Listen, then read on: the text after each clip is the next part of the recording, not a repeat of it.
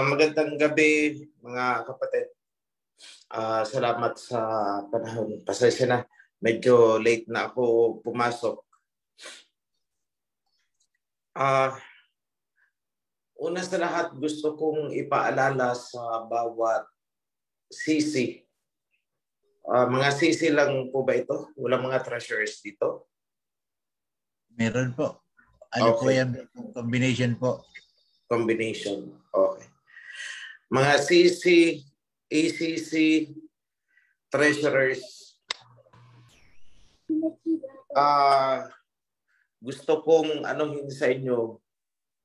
gusto kong linawin sa inyo na sa loob ng kingdom ay may sistema. Hindi pwedeng walang sistema.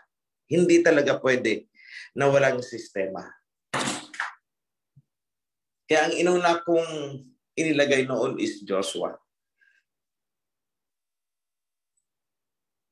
Maraming pumalag. Maraming nagalit. Maraming lumayas. Dahil sa Joshua. Sabi ko, ano bang kinagagalit nila sa Joshua? They are there for a purpose. May purpose yan.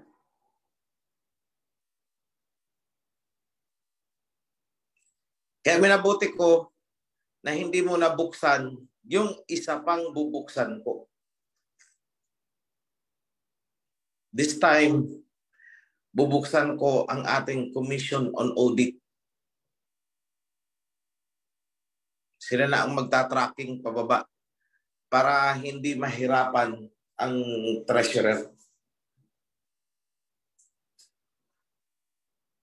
Then after that, yung Commission on Human Resource and Appointments. So magtataka kayo, bakit nagkakaroon ng mga ganito? Kasi lumalaki na po tayo.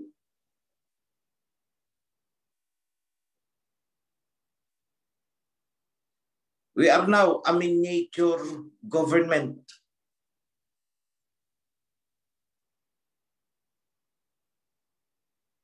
Sabi ko nga, kung magtatayo tayo ng pisikal na opisina, napakalaki na ang kailangan natin. Can you imagine kung ilang officers na meron?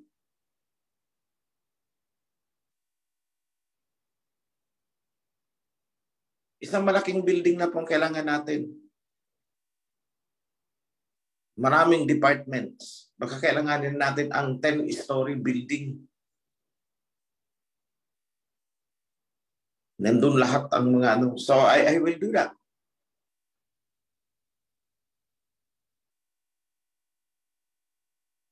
Hindi po ito basta-basta asosasyon lang na ini-imagine niyo, no?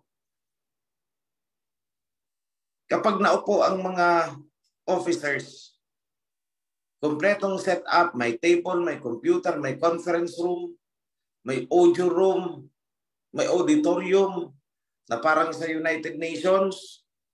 Kaya ba napakalaki po natin?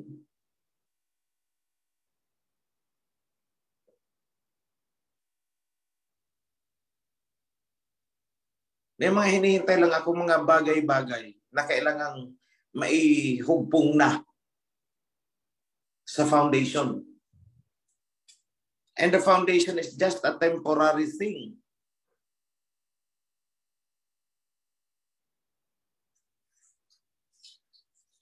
Kumbaga, yan lang ang paunang structure para mabuo ang kingdom legally.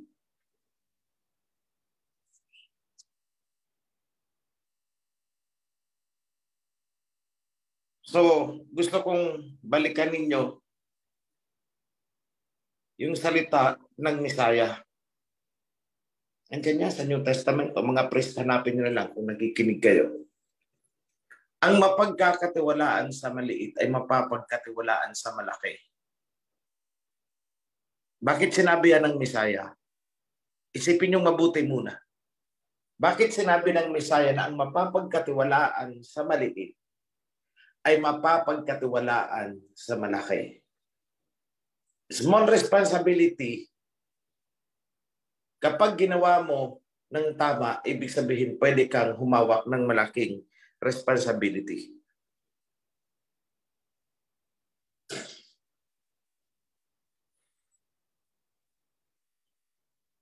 Kung pwede ko lang sana sabihin ang mga nakaabang para sa ating lahat, sasabihin ko na.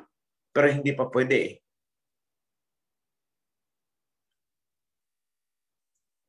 At mangyari man, malamang hindi ko na sabihin.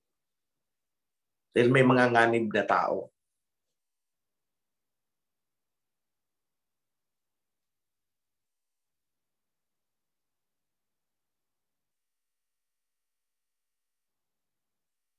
On the level sa inyong local government, you are the local DILG. Local government.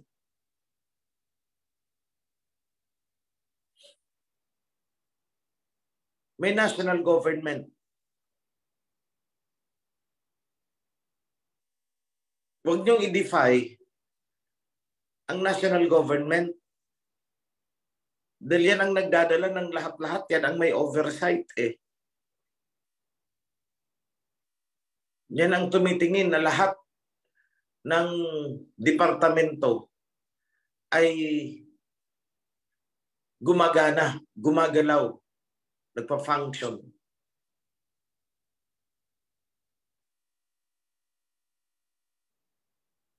Yung gawain ng iba na binabypass ang sistema, hindi po maganda yan.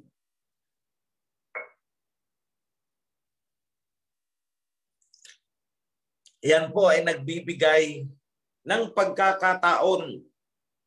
It gives a window to corruption. Why? Binabypass kasi ang sistema. Lalo na sa pananalapi. Never do it. Dahil ang master control kung paano ang flow ng pananalapi ng isang organisasyon ay nanggagaling sa taas. Isa lang po ang entrance point. Isa lang. Then it flows down kung saan siya dapat pumunta. Sundin po natin ang sistema.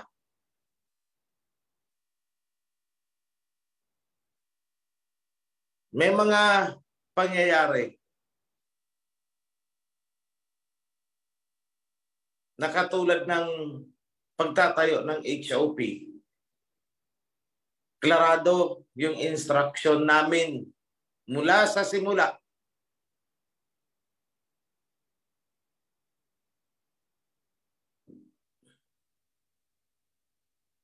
Klarado mula sa simula. Walang tatayo na HOP na hindi alam ng national.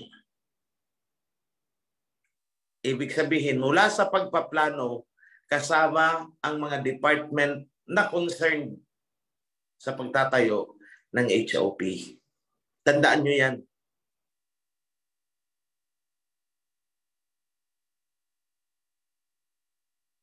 Yan ang isang bagay na binaypass ni Rowie sa Cebu.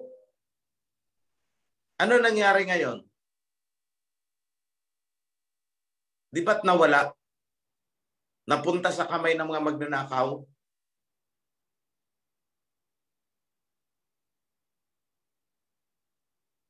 Bakit? Binaypass kasi ng ilang mga sutil natin na kapatid sa Australia yung protocol. Ang pera ay papasok sa national, ipapadala ng national sa local destination para meron siyang paper trail dokumentado. So, yung itinatayong HOP ay hindi pwedeng tangayin ng may mga vested interest.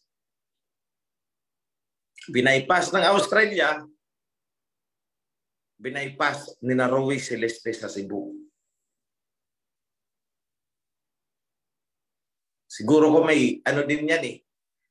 May vested interest din kasi itong mga donors sa Australia. Gusto nilang i-seclude ang Cebu at the time, at the earliest point. Kaso pagdating ng panahon, sila-sila nagpukpukan. And the winner is, syempre, kung saan nakatayo ang HOP. Siya ang panalo.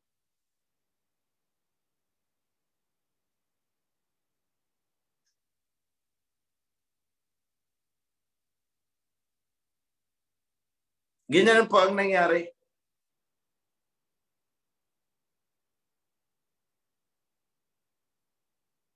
Kaya hindi ko nahahayaan na mangyari pa ulit yan. Unang-una, i-comply ang legalities. Ano ang usapan tungkol sa lupa na pagtatayuan yan?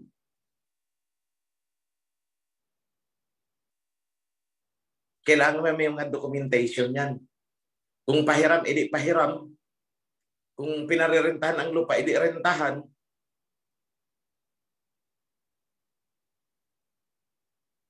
There must be a document. There must be a contract. And that applies to all. No exemption po yan. Huwag niyong sabihin sa amin na kasi ganito ang purposana namin, ganito, ganito. No, no. Kasi involved ang pera, ilagay natin sa tama. Kung hindi ilalagay sa tama at magsasarili kayo at magkakanya-kanya, para ano pa na nag-organize tayo bilang isang katawan, one body. Kung may sariling kumpas pala ang iba. Huwag niyong gagawin na makikipag-coordinate kayo sa nasyonal kung kailangan ang budget. Pag hindi nyo kailangan ang budget kasi nag-solicit na pala kayo kung saan-saan, hindi nyo i-involve ang nasyonal. Para kayong nagmamalaki niyan. Sasabi nyo sa amin, hindi naman kasi kami hingi sa nasyonal eh. May sarili kaming budget. So, hindi kayo magpapaalam. Anong katawag dyan? Kalapastanganan.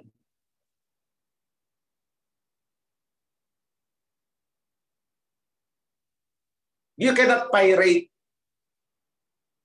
You cannot pirate the teachings to put up your own HOP and your own sekta. Sekta ang kalalabasan nyo kasi. Alam ko na yan eh. Pag meron may ambition dyan, sige, dikit muna tayo sa OHC. Maraming magdo-donate sa atin doon. Pag nakapag-donate na tayo ng sekta. Magsarili na tayo. May HOP na tayo eh. Hindi po pwede. Kasuhan ko talaga kayo.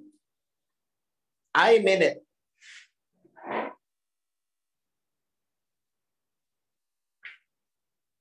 Kaya ginagawa ng iba yan, binabypass ang system. Kasi yan ang end goal na gusto ng isang tao o dalawang tao, ilang tao na may vested interest. May teachings na kasi i-adapt ang turo ko. Ano lang ang kulang? HOP. Magsolicit tayo sa loob. Para makapagtayo tayo ng HOP. Pag may HOP na, magmamalaki na. Bakit? Humingi ba kami sa inyo? Sarili namin pera ito Style nyo. Paunang hakbang nyo palang nakikita ko na agad ang direksyon.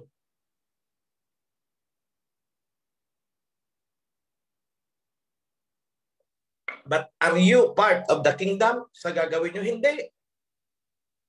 Laglag kayo.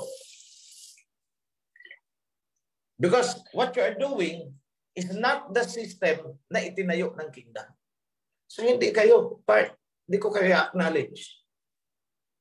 Isasagot ko sa inyo, sino kayo? Hindi ko kayo kilala. Kahit lumubo kayo hindi ko kayo kilala. Paano kayo nagkaroon ng ganyan? Na hindi namin alam. Saan kayo kumuha ng pera? Sabihin, ay nag-solicit kami. Saan? Kanino? Magkano? Yan ang tanong ko kaagad eh. Bakit hindi namin alam? Bakit nagsarili kayo? So ano, isasagot nyo sa akin? Dahil hindi nyo kayang sagutin, sasamaan ang loob nyo. But that is your dead end. Hindi na kayo mag-grow. Hanggang dyan na lang kayo. Tignan nyo, si Rowie Celeste, nag-grow? Hindi. Hanggang ngayon, ganun pa rin sila. Hindi na sila lumaki.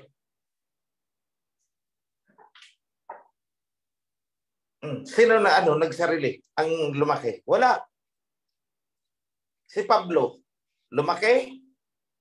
Hindi. Kaya anong ginagawa? Mamirata ng member. Kung sinong naandito, yun ang pilit sinusungkit. O ano pala sila? Mga magnanakaw. Nagnakaw ng katuruan.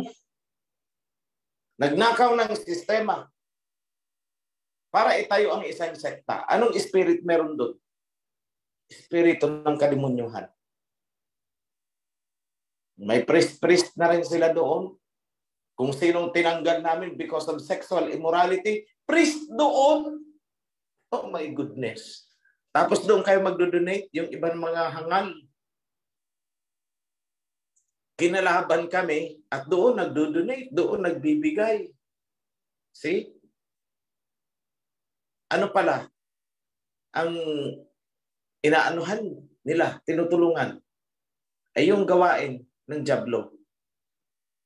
Wasakin ang kawan. Don't be part of that. Wag na wag kayong gagawa ng anumang bagay na ikakawasak. More so, kapag apektado ang priest.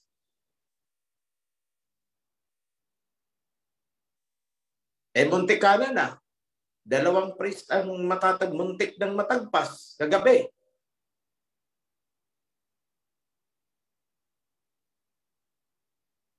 Dahil sa pag-bypass. Pangatlo sana, kanina, muntik na, isa pang priest.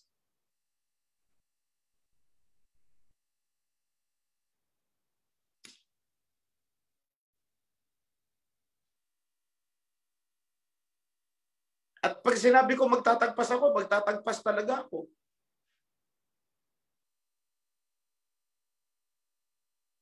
Kasi sa una, tingin nyo dyan, wala naman kaming ginagawang masama eh. Kasi hindi nyo nakikita kung ano ang masama doon sa action na ginagawa ninyo. Basahin nyo ang buong Proverbs. Makikita nyo dyan ang importance ng pagsunod sa instruction, sa advice, sa counsel, sa orders.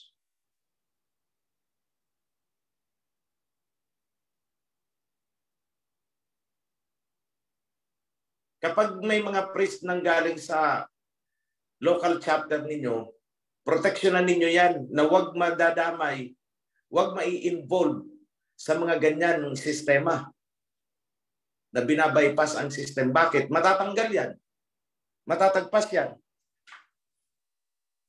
Anong dahilan? Money issue. Pati yung pagkatao ng priest, sisirain ninyo.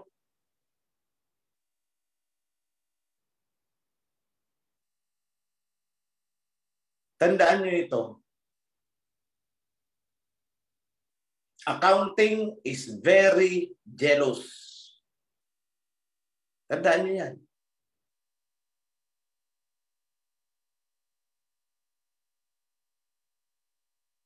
Dahil hindi natin dito papayagan ang wara-wara.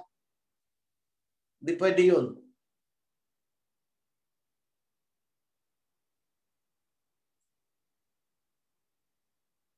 The kingdom will be weakened.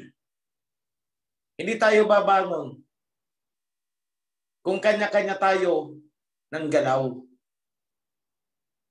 Imagine niyo ang isang grupo ng mga sundalo batalyon kung nagkakanya-kanya at hindi sumusunod sa komando ng chief commander? Mananalo ba sila sa digmaan? Hindi. Then hindi synchronized, hindi focused ang kanilang effort. Nagkakanya-kanya eh. May kanya-kanyang prinsipyo eh.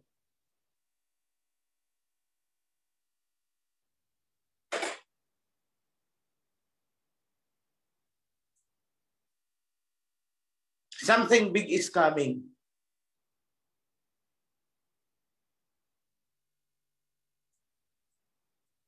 Lahat ng hindi susunod sa sistema, kumbaga ito'y practice pa lang itong ginagawa natin eh.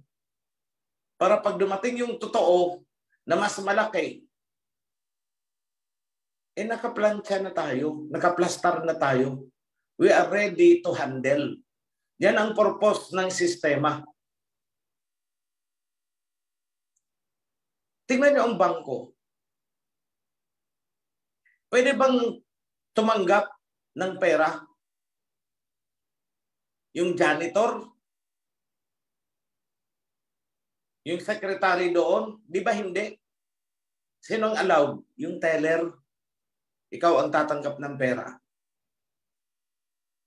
Exemption to the rule. Yung ibang may system ng bangko na the manager can accept. Pero makikita nyo, diretso ipinapasok sa system.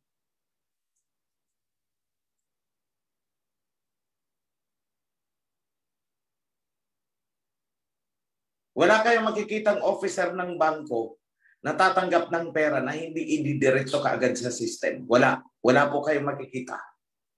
Subukan nyo. Mag-deposit ako, ihatid mo sa bahay ng isang teller. Bahala ka na ha, basta ako may tiwala sa iyo.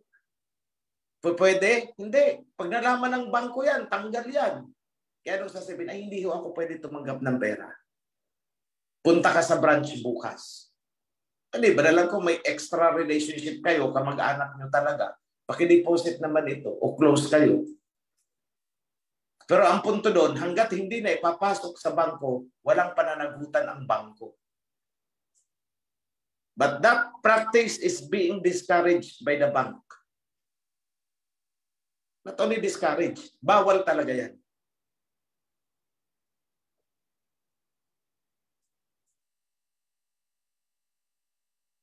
So tayo dito, nagsasanay na tayo ng sistema. Dahil ang heavenly kingdom ay may sistema na mas mataas ang standard kaysa sa mga worldly kingdoms na puno ng corruption. That's why lahat ng butas na pwedeng daanan ng corruption, hindi namin papayagan. There is only one entrance when it comes to financial flow, monetary flow. Only one entrance.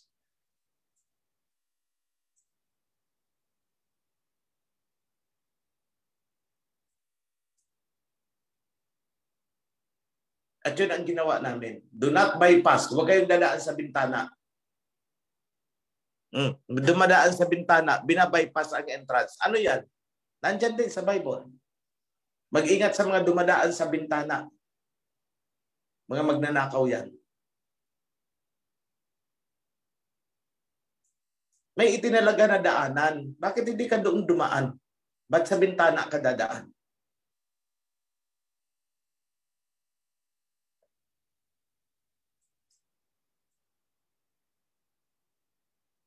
So wag kayong magugulat ha.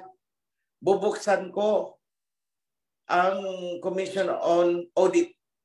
Magkakaroon na tayo ng COA. Then hindi ko nakakayanin na ako pa. I will put an officer to do this COA pag-audit. I will give the full instruction.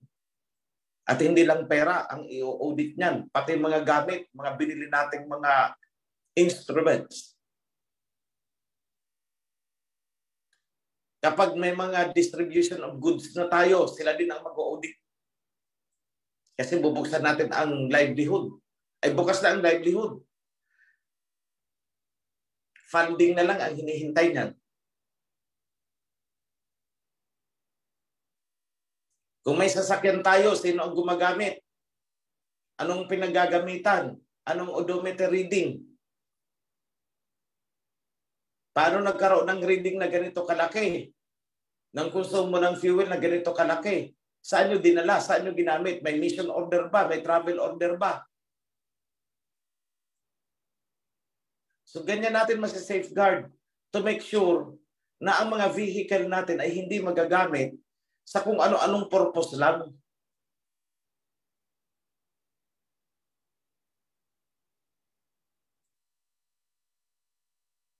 Kaya pati ang huwag sasabihin, halimbawa, naglagay kami dyan ng sasakyan sa chapter ninyo. O kayo na ang bahala dyan ha. Mag-o-audit pa rin ang foundation, ang COA. Hindi nyo pwedeng gamitin yan sa pamamasyal, nag-excursion. Tapos sasabihin nyo, ay hindi naman kami humingi ng gasolina ah. Ano ka?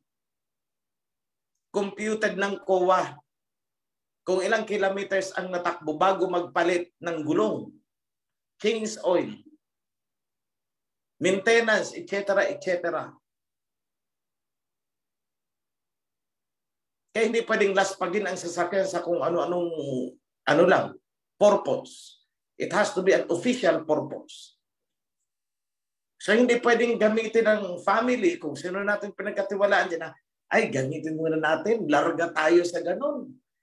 Gasolinahan na lang natin, huwag na lang kayong maingay, hindi na dapat malaman ng ano. Nako, wag ninyong gagawin yan. Bakit? Babawiin namin ang sasakyan. I tell you, pag may nalaman kaming ganun. Dahil ang sasakyan, ang ginagastusan dyan, hindi lang gasolina. Change oil, goma, aksidente. Paano kung naka-aksidente kayo? Hindi ba pananagutan ng foundation dahil ang sasakyan ay pag-aari ng foundation, nakapangalan sa foundation? O ano mangyayari sa inyo?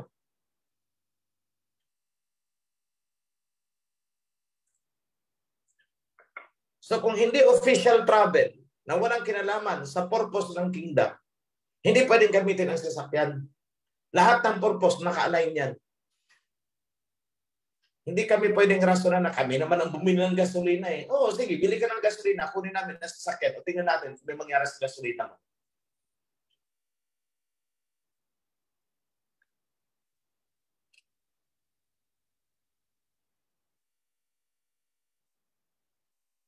At tandaan nyo ito, walang lihim na hindi nabubunyag. Mabubunyag at mabubunyag yan. Makakarating at makakarating sa amin. Malalaman at malalaman ko. Yan, nagpapauna ako eh. Why?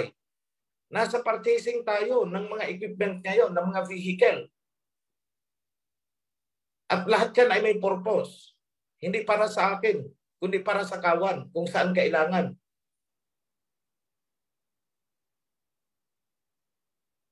Sisip-sipin daw yung pinaiihi ang gasolina. O binigyan ng nag-request. Pa-full tank kami. Hindi kunwari ginamit. Tapos sisip-sip ang gasolina tinatransfer doon sa kabilang sasakyan. Hindi rin po pwede yan. Bakit? Odometer reading eh. May mileage ang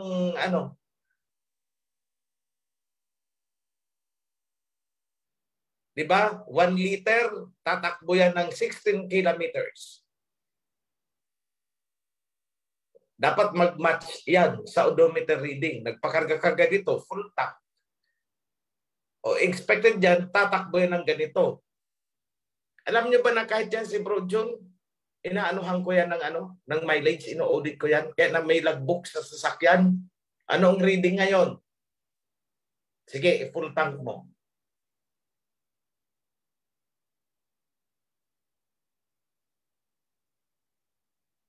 Nagmamatch yung reading at saka ang fuel consumption.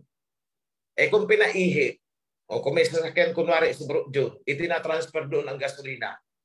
Teka lang Bro John, 5 kilometro lang ang naitakbo sa odometer reading? Bakit Nagsushort ka ng 5 litro. 1 litro ba kada 1 kilometro ang kinukonsumo? Nangyari siya. Ganyan po kahigpit ang audit. And all of those, alam ko, walang lulusutan dyan.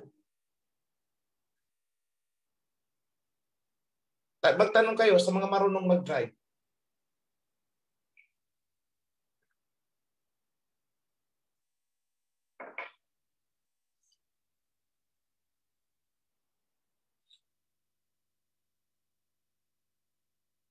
May repair sa makina, hindi pwedeng palitan ng pyesa na hindi namin alam sa taas, hindi alam ng property. Bakit? Lahat brand new yan.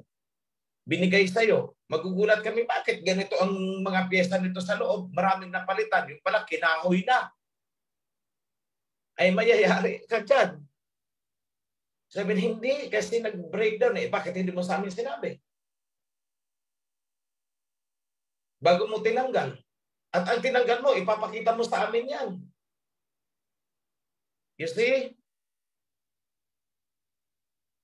Kung anong parts ang pinalitan, ipapakita mo ang tinanggal to prove na talagang nasira.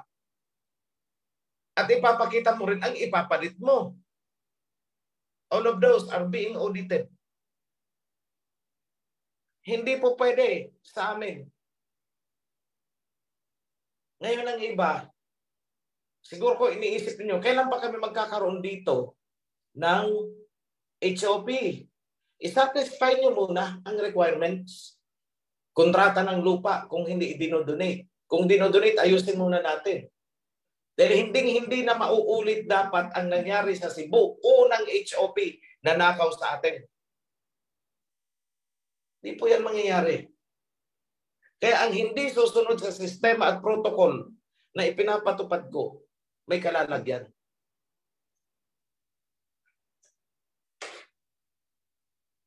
At wag na wag kayong tatanggap ng pera na donation ni ganito, donation ni gano na hindi namin alam.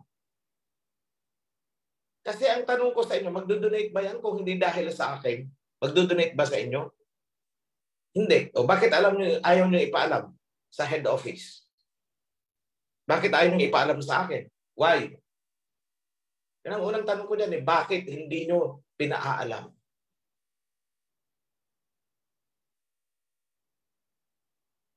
May protocol naman tayo na kung talagang ang donor, ang intention niya is para sa isang chapter, sasabihin niya sa amin, may papadala kami sa head office ha, para ito sa ganitong lugar. Eh makakarating po yan, wala namang ibinubulsa ang head office. Kung talagang doon ang purpose, pagpapasalamat pa nga namin. Pero hindi pwedeng tuloy-tuloy ang donation, lampas na pala sa budget, tanggap ng donation doon sa lugar na yun. Sana na napupunta. Samantalang ang iba, wala. So we distribute. O magkano ang budget ng HOP na itatayo? 500,000. So ang tatanggapin namin donation, may nag-donate ng 200,000. O ibabawas na namin yan. O ayan, 200,000. Donated ni ganito yan. Andyan na sa inyo. So 300 na lang ang ipapadala namin. Eh kung hindi kayo nagsabi sa amin, anong mangyayari? Nagbigay na ang foundation ng 500,000 doon, may nag-donate pa ng 200,000. Tanong, saan mapupunta yung 200,000 na di-donate na hindi sa amin pinaalam? Sige nga, mag-isip kayo. Saan mapupunta? Hindi sa bulsa.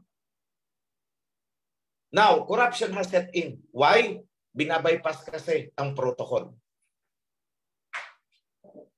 Binibigyan nyo ng pagkakataon si Satanas para magkasala kayo.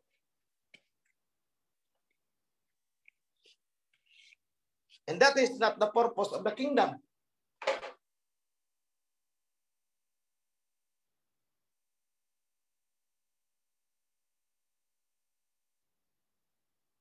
Kung titikisin ninyo ang national at dumating yung mga problema sa inyo, saan kayo hihingi ng tulong. Hindi ba sa nasyonal? Naiisip niyo ba yun?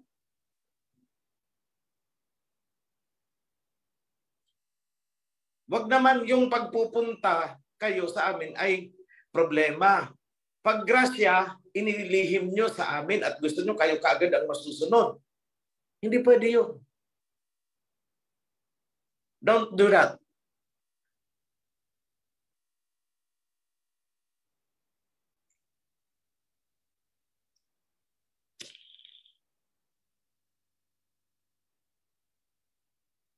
May mga safeguards po kami. Mga protocol na naka-establish. Para matulungan kayo na hindi kayo magkasala. Because biblically, may pananagutan talaga kayo.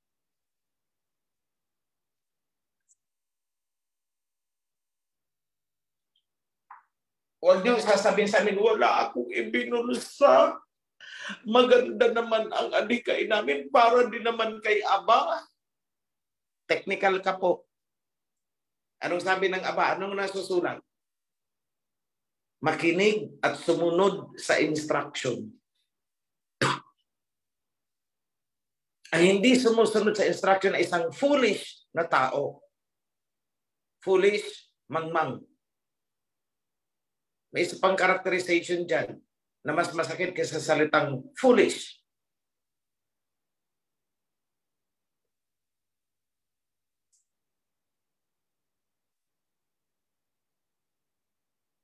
Maraming binabudgetan ang foundation. Maraming binabudgetan ang head office.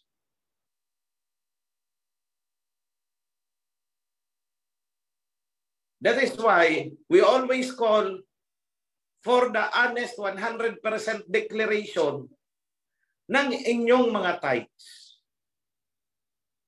Darating ang printing ng Torah. Paano tayo makakapag-imprenta ng mas malaking bulto kung bawat tithes na dumating sa inyo ay ginagamit nyo na dyan immediately? Eh dito sa amin, nagpapaseparate ako paunti-unti.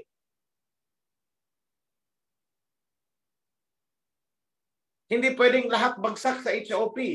Hindi lang HOP ang kailangan natin. Alam nyo yan.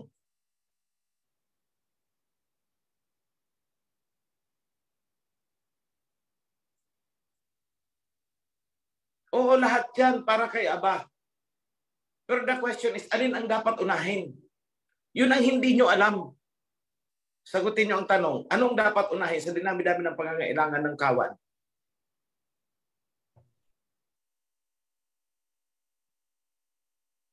The printing of the Torah, dapat unahin yan. Kahit wala tayong HOP, basta ang Torah na imprenta. Sabi ko nga noon, kahit sa ilalim ng kahoy, pwede tayo magkita-kita eh. Pwede mag-meet and greet. Nangyari yan sa Pangasinan eh.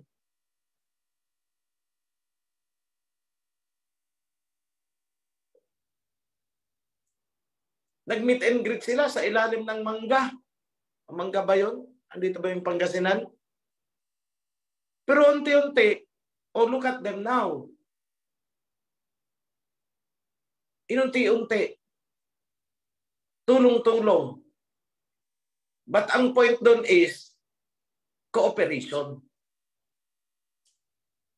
Kaya pati ang lupa, sinecure muna. Ops, huwag kayong magtatayo muna. Muntik nang ma-technical din sila doon eh. Muntik na. Kaya nung nagka-problema ang Pangasinan, anong sabi ko sa kanila? Kasi kayo, hindi nyo sa amin pinaalam ang mga desisyon ninyo. Muntik silang mawasak doon.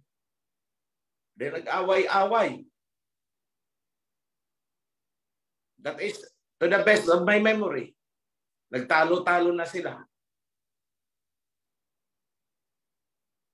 Which is hindi mangyayari kung sumunod sa tamang instruction.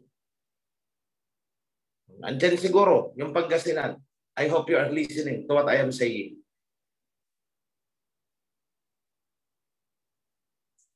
Ngayon, very peaceful sila. Masaya ang kawan.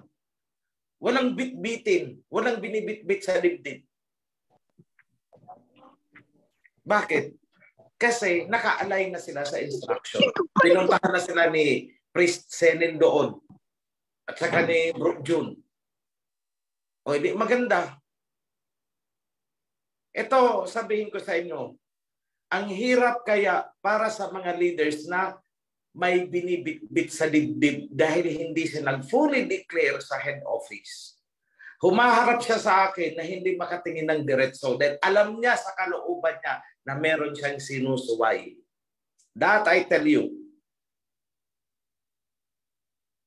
CC Treasurer hindi makatulog sa gabi. Bakit? Nangangamba. Baka ma-found out. Huwag nyo nang ilagay ang sarili nyo sa ganun. Dahil mamumroblema talaga kayo. At kung nagkataon na may priest na naandyan sa inyo, madadamay yan. As I had said, kahit priest tatagpasin ko kapag na-involve sa mga ganyang klaseng transaction.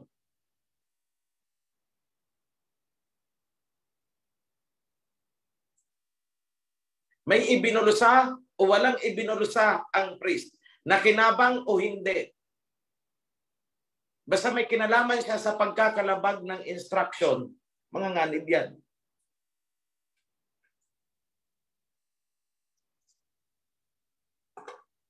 Yan ang totoo po dyan.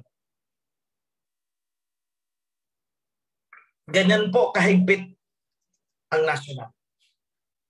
At may rason kami bakit kailangan maging mahigpit. Buhay na patotoo, ayan, ano ang nangyari sa Cebu. At sinabi ko, hindi na mauulit yan. From now on, hindi na ako magtitiwala. Pasensya na ha. Pag-usapang pera is a big temptation. Para hindi ka magkasala, follow the instruction. Huwag ka magsasarili ng decision making mo. May mga panahon, nasasabi nyo, sarili kong pera to eh. Nagbenta ako ng ganito ko, property, at yun ang itinayo ko. O sige, nagtayo ka ng HOP. Tapos bigla, andyan na. May nagpipetisyon na sa inyo. Hinahanapan na kayo, walang building permit. O di technical kayo. Pinipetisyon na kayo ng mga kalaban ninyo locally. Anong gagawin ninyo? Hindi ba aakyat kayo sa national?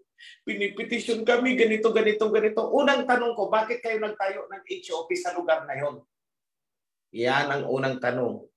Hindi, nagtulong-tulong kami para naman kay Aba yun. Hindi ko sinabi hindi para kay Aba. Ang sabi ko ay hindi kayo sumusunod sa instruction. Technical ka dyan. O ang kawawa naman ang priest Senin, maghahanap na naman ng abogado. Makikipag-areglo o kung ano man. Bakit? Nangyari yan kasi sa katigasan ng ulo na hindi muna nagko-coordinate. Kaya nga may lawyer tayo eh. May legal advice tayo bago sumulong sa isang transaksyon. Para kahit saan butas kayo hanapin, hanapan ng pwedeng ibutas sa inyo ng mga kalaban natin ng mga sekta. Walang pwedeng ibutas sa inyo.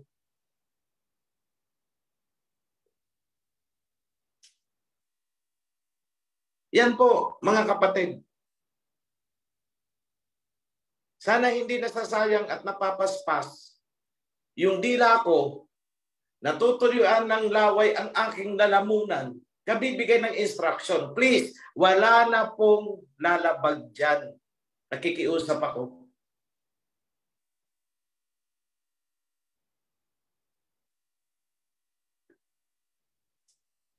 Full disclosure ang hinihingi namin. Full disclosure.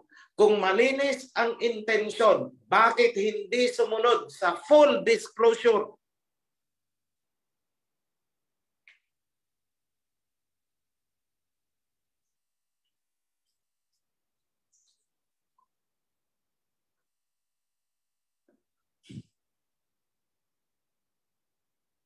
Yan lang. Kami sa nasyonal, wala kaming hinangad. Kundi para sa ikabubuti ninyo. Yan ang totoo dyan.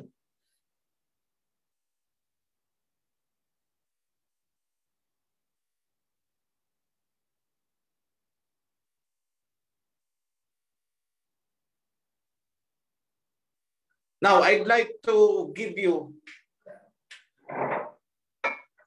one verse. Pero gusto ko kayo na ang magbasa. Senen, I'll turn over the floor to you. Pakibigay sa kanya yung sa Ecclesiastes. Don't be in a hurry to leave the presence of the king para ma-appreciate nila kung ano ba talaga.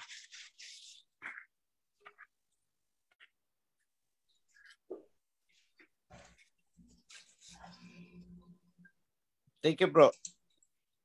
Opo, salamat po, Manlari. Let me see.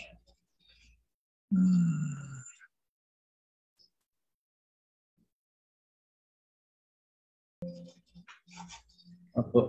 Ecclesiastes chapter 8 verse 2, obey the king. Obey the king's command, I say, because you took an oath before Alahayam. Verse 3, do not be in a hurry to leave the king's presence. Do not stand up for a bad cause, for he will do whatever he pleases.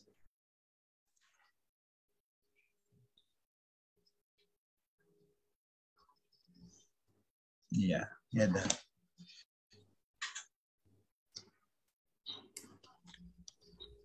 Bro, dato hanggang verse 4 po. Pakibasa daw po. Sige, basahin ko po ulit. Obey the king's command, I say, because you took an oath before Alahayam. Do not be in a hurry to leave the king's presence. Do not stand up for a bad cause, for he will do whatever he pleases.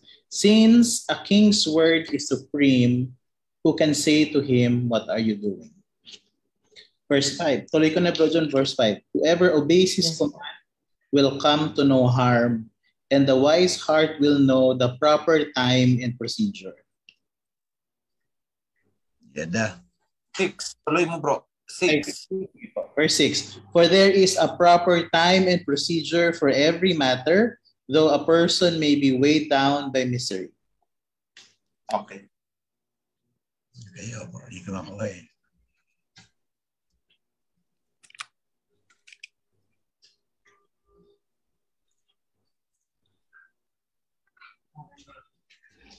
Sa verse 6, for there is a proper time and procedure for every matter.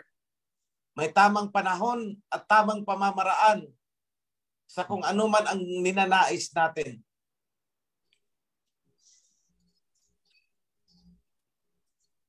Though a person may be weighed down by kagipitan. Yan po.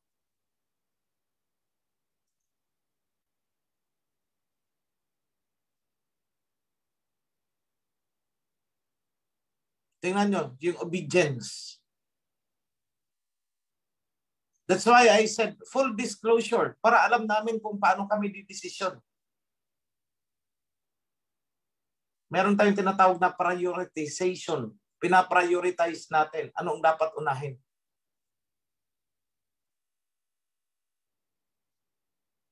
So back to you, bro, Senen.